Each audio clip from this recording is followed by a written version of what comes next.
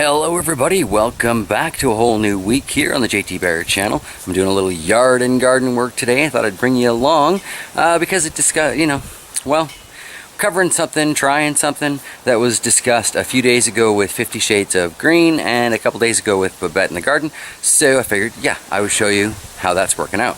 So it's end of the year, you've brought your corn down. If you just toss this in the compost, at least around here anyway, it's going to take years to break down.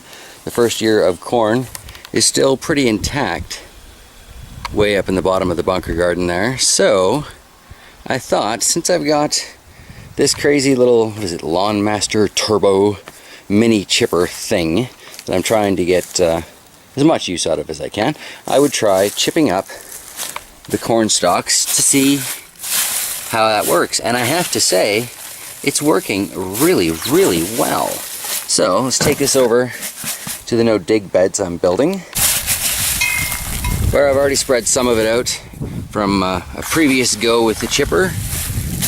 But I figure in this much smaller size, it's going to break down a lot faster for me, become available as nutrients for these plants a lot sooner. And that's fantastic, because the lawn's not really growing to get a whole lot of clippings. So, corn's a grass crop. Why not? It all works out, right? So, fair warning, the next clip after this is going to be loud because I figured I'd show you just how well the chipper is working to bust up these corn stalks.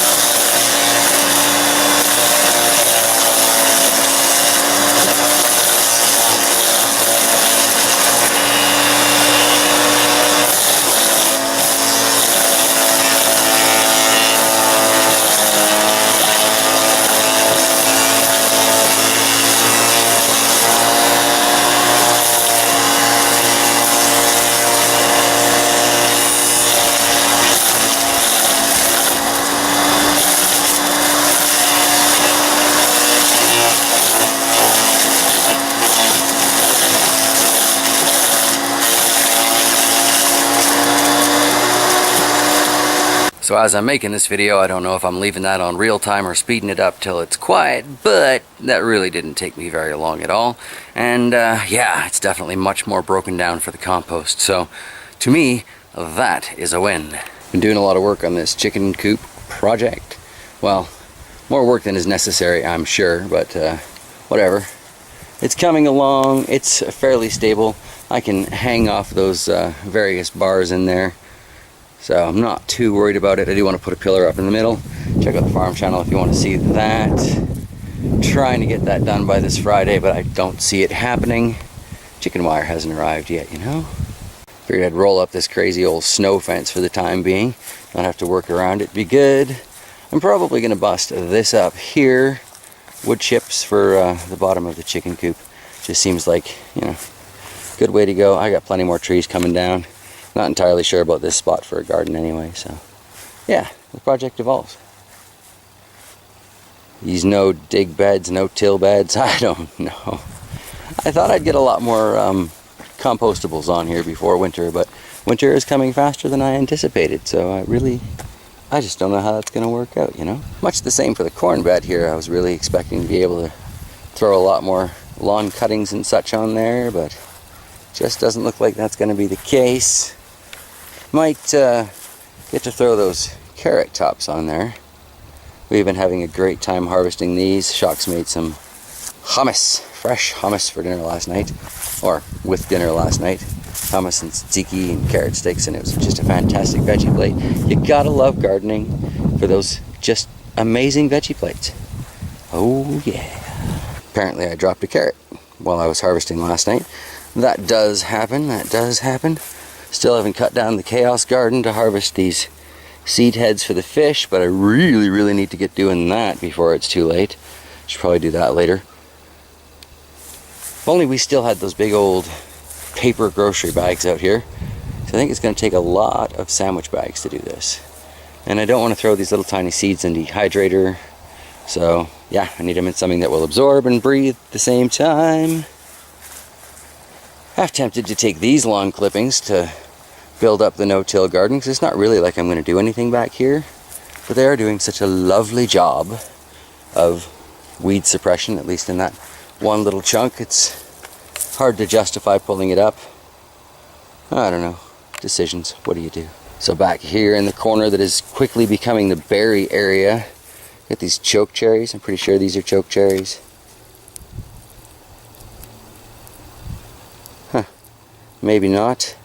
They seem to have much smaller seeds than the choke cherries do. Cool. I'll have to investigate that. Giving it a sniff. Doesn't smell, well, neither good nor foul. So I don't know. I'll look around. See what those really are. Back here we've got the gojis. Don't look like they're doing well since their transplant.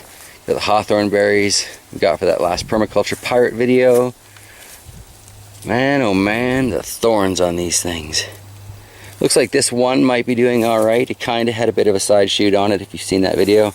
This one here did not. That was the first one I pulled up, and I was quite surprised to find that it goes real deep before it goes out at all. Like no fingerling roots, no hair roots, nothing. Actually, I guess I'll show you that one out front. This one could use a little watering, but still seems to be nice and green. This is the one that did have some good solid serious spike-like roots coming out. Puts these thorns to shame, really. It's like, but they're just as sturdy and just as straight, and it was really kind of interesting to dig them up and find that. I believe this one will probably do just fine, but we'll check back on that in the Permaculture Pirate series in the months and years ahead, you know. So here's a spider plant we threw outside earlier in the year. Kind of thought it would die because it was kind of dying when we brought it out. But this has become a very, very sturdy little plant. I'm not sure if we're going to leave it out over the winter or not. Probably going to bring it in. I mean, I'm inclined to bring it in. It was a house plant in the first place. I don't think it can handle a Manitoba winter. I can't handle it, so why would the spider plant? But at the same time, these leaves developed in the sun. They might not want to cope with indoor artificial light. Sorry about the dog just whining away in the background. Something you'd like to say to the crowd, big guy? Oh yes, your owners are huge, evil, evil monsters. Horrible people. You whine to go in, you whine to go out. You whine to go in, you whine to go out. So otherwise my day is kind of being spent in the long shed here, clearing this out, because I want to do the rabbits here and the chickens on the other end, but this has just become far too much of a mess in general. It's already taken me, oh gosh, probably 2 hours just to sort through all the crap and garbage that was in my way to get this far in, which is really kind of sad, but I've gotten a lot of good firewood sorted and collected out of that. Got the bike parts getting piled up a little bit neater. Got to get to that one on the top. They all kind of crashed when I pulled out the roofing. Still got to test that table saw, but a little bit of rain today, so it's probably not a project for today. So yeah, that about wraps it up today. I'm just kind of puttering around, like I was saying, getting some yard work done, getting some garden work done.